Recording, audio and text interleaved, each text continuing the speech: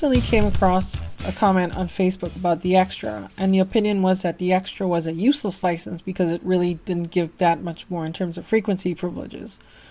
Well, you know what I gotta say about that? You're wrong. But while it is true that the extra doesn't give much in terms of frequency privileges above general, it's where those frequency privileges are that matter. Let me explain. So remember in a previous video, I briefly touched on incentive licensing. This was a grand scheme between the FCC and the ARRL to encourage hams to increase their knowledge to basically increase the pool of trained operators. Because that's like in Part 97 and stuff.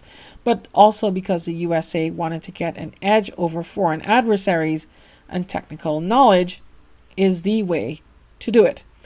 Well, as it turned out, through various changes over the years, the extra subbands are where all the action is, and where you can work the best and rarest DX, and has the clearest, least crowded space. Let me explain. First, there is the issue of space. Let's take the 40 meter band. 40 meter phone in the US is from 7.125 to 7.3 megahertz. But as you will notice, especially at night, above 7.2 megahertz, it gets kind of crowded. Not really from amateur radio, but from foreign broadcast stations. You see, outside of the Americas, 7.2 to 7.3 is not allocated to the amateur radio service, and instead shortwave broadcasts with their hundreds of kilowatts can set up shop and blast away.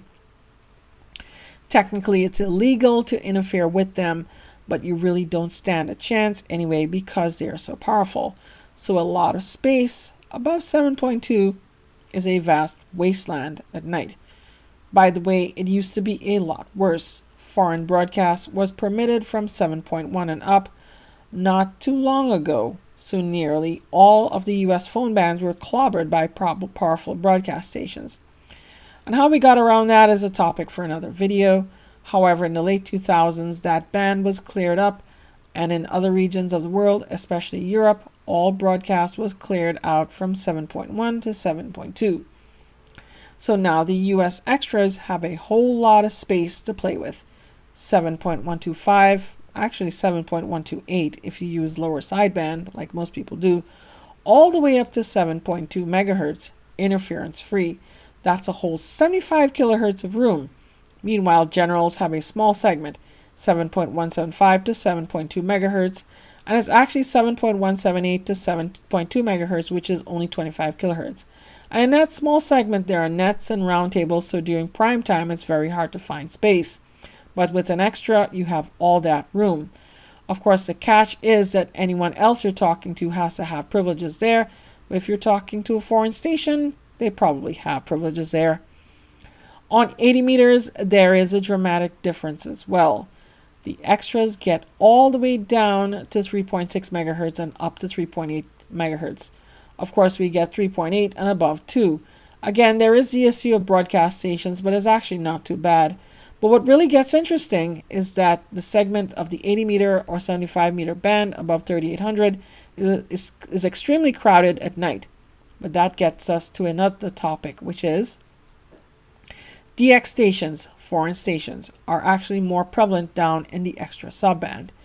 And this, my friends, is no accident. One of the biggest benefits of getting an extra is the fact that a lot of DX really doesn't go that high in the band.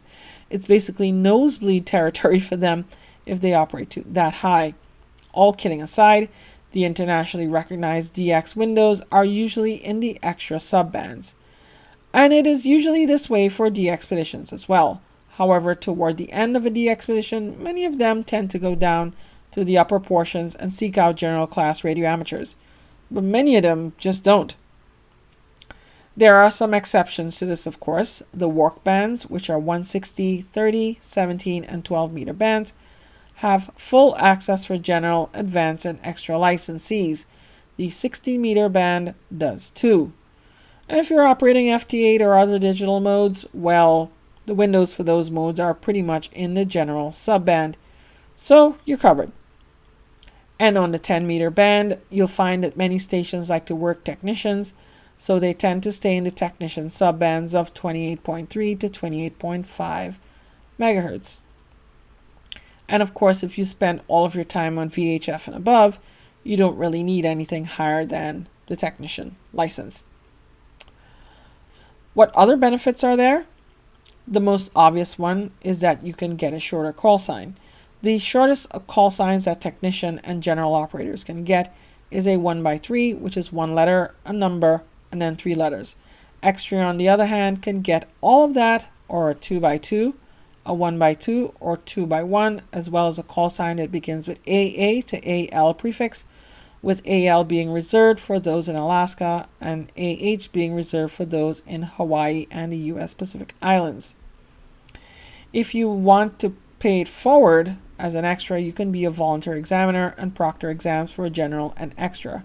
As a general, you can pretty much only proctor technician exams, and a lot of teams seek out extras anyway because of that. If you travel overseas, some countries will not grant full privileges or any privileges at all unless you have an extra. In Europe, they only grant privileges to those holding an advanced or extra class license, for example. Other than that, though, I think by far the biggest benefit is the feeling of getting license completely behind you. You've done extra and you have nothing else to do. Maybe you can make some YouTube videos and pay it forward. Who knows? So maybe that extra isn't so useless after all. Tell me what you think below, and be sure to like and subscribe. Peace and 73.